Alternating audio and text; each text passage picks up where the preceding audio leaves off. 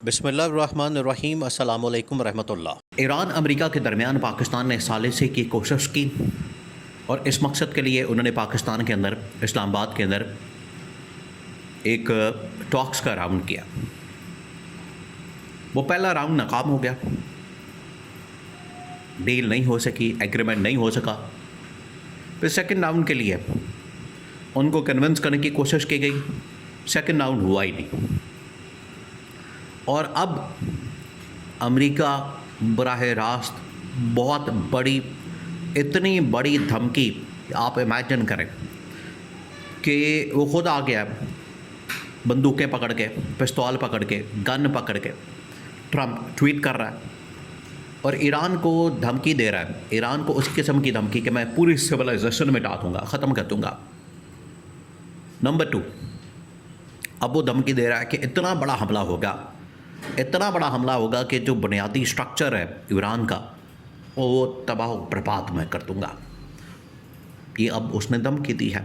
तो दोबारा से इसका मतलब है कि सालिसी होगी, एक बार फिर उनको बताया जाएगा तो किसी स्टेज के ऊपर इनका डील हो जाएगी, मुकम्मल हो जाएगा। लेकिन जो पाकिस्तान के अंदर खाता खुल गया, पाकिस्तान के अंदर जो सूरत हाल पैदा हो चुकी है, उसमें इमरान खान और ख़ास तौर पर आसिफ ज़रदारी के दरमियान सालिसी की कोशिश की जा रही है और दूसरी जानिब इमरान खान और गवर्नमेंट इस्टेब्लिशमेंट, गवर्नमेंट के अंदर अब आपने इस बात को जहन में रखना है कि गवर्नमेंट के अंदर जो मौजूदा इस वक्त रूलिंग पार्टी है वो है नून लीग। तो नून लीग और इस्टेब्लिशमेंट का मिलकर इमरान खान के साथ मुज़ाकरात की बात करना या इनके दरमियान भी एक सालिसी की बात करना, ये 2 ऑप्शन आ गए हैं जिनके ऊपर बात हो रही है। बहुत अहम तरीन डेवलपमेंट हुई, बहुत अहम तरीन इस्लामाबाद के अंदर, और उसमें सालिसी की बात की गई है। सालिसी देखें, कोई ना कोई एक न्यूट्रल आदमी करता है, न्यूट्रल शख्स करता है। जिस तरह से अमेरिका ईरान के दरमियान सालिसी किसने करवाई? पाकिस्तान ने करवाई। इससे पहले ओमान या तुर्की वो करवाते रहे, अपने मुल्क के अंदर मुज़ाकरात को होस्ट करते रहे। इस मरतबा पाकिस्तान ने करवाए।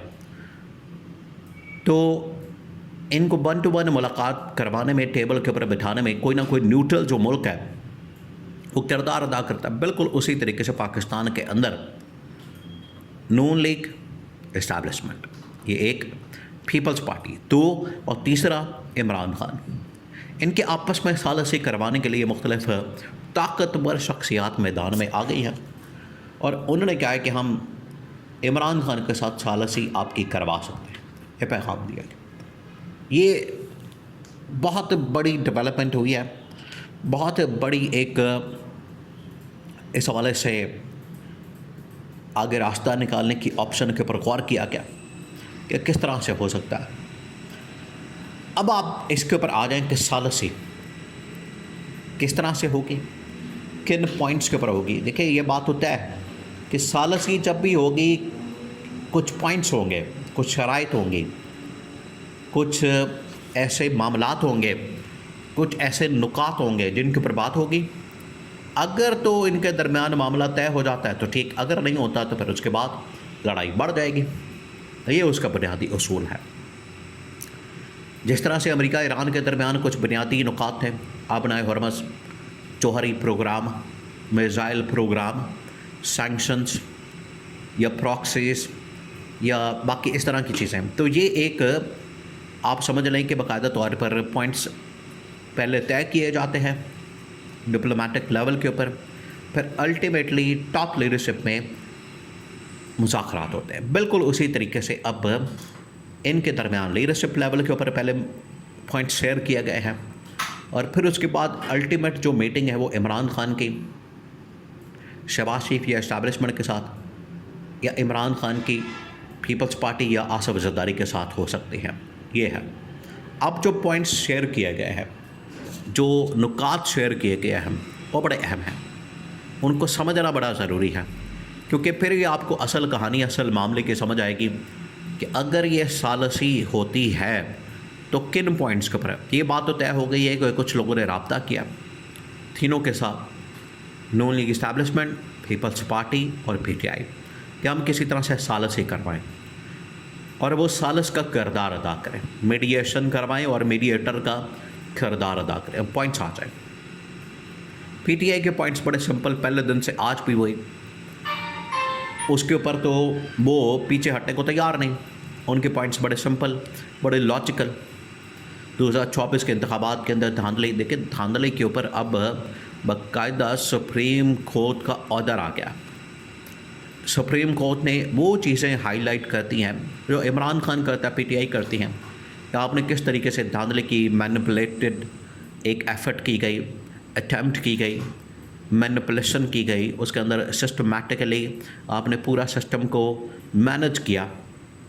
ये तो अब सुप्रीम कोर्ट भी इसके बारे में बात कर रहा है कि वहाँ की जो इंतज़ामिया है, वहाँ की जो इलेक्शन कमीशन ऑफ पाकिस्तान की इंतज़ामिया है, वो बराह रास्त ज़िम्मेदार है और उन्हें इस हवाले से रिस्पॉन्सिबल करार दिया गया।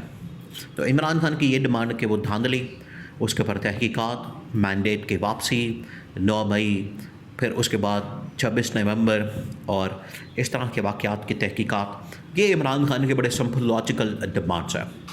ये वो पॉइंट्स हैं। अब पीपल्स पार्टी और गवर्नमेंट के ऊपर आ जाएं। पीपल्स पार्टी की जो डिमांड्स हैं, उनके जो नुकात और शराइत, इमरान खान को इस बात की फ़िक्र नहीं कि मुझे इक़्तिदार दिया जाए, पावर दी जाए, लेकिन पीपल्स पार्टी और नून लीग के जो पॉइंट्स हैं, उनके जो नुकात है वो तकरीबन सेम है, उनकी शर्तें तकरीबन सेम है कि हमें इक़्तिदार से ना हटाया जाए, नंबर 1। नंबर 2, अकाउंटेबिलिटी हमारे बिल्कुल ना की जाए। ये एक बड़ी अजीब व गरीब सूरत हाल है पाकिस्तान के अंदर। आप सोचें, ये दुनिया में किसी जगह नहीं होता। कोई भी पब्लिक ऑफिस होल्ड करता है, सरकारी पोजीशन के ऊपर आता है, तो उसके ऊपर ये लाजिम है, वो पाबंद है कि जब भी उसे हिसाब मांगा जाएगा, जब भी उसकी अकाउंटेबिलिटी की जाएगी, तो वो हिसाब किताब देने का पाबंद होगा। लेकिन यहाँ पर अजीब रवाज है, अकाउंटेबिलिटी से हमें बिल्कुल आज़ाद कर दिया जाए। ये नून लीग पीपल्स पार्टी के नुकात। फिर इस्तिस्ना दे दिया जाए, हमें अपनी गवर्नमेंट टेन्योर पूरा करने दिया जाए, अगले इलेक्शन की बात की जाए। ये अजीब व गरीब किस्म की इनकी जानिब से डिमांड्स रखी जा रही। चलेंगे, डिमांड्स की हद तक तो ठीक है, वो रख देते हैं, लेकिन आगे मानी जाएंगी नहीं मानी जाएगी, ये तो फिर इमरान खान की अपनी डोमेन है, उसके इख्तियार में है। लेकिन सालसी की हद तक ये पॉइंट अब क्लियर हो गए हैं और कुछ अहम तरीन ताकतवर शख्सियात ने बतौर सालिस इसमें किरदार अदा करने के लिए इमरान खान, पीटीआई और पीपल्स पार्टी, आसिफ ज़रदारी और तीसरा फ्री इस्टेब्लिशमेंट नून लीग गवर्नमेंट, इनके दरमियान सालिसी की बात की। और सालिसी के लिए जो जगह वेन्यू का तयन किया जाएगा वो तो पहले इस्लामाबाद में हो जाए, फाइनल जो राउंड होगा वो फिर अटियाला जेल के अंदर होगा। ये वो पॉइंट्स हैं जिनके ऊपर कंसेंसस हो गया, इत्तफाक राय हो गया, और अब स्टेप बाय स्टेप चीज़ों को आगे बढ़ाया जाएगा।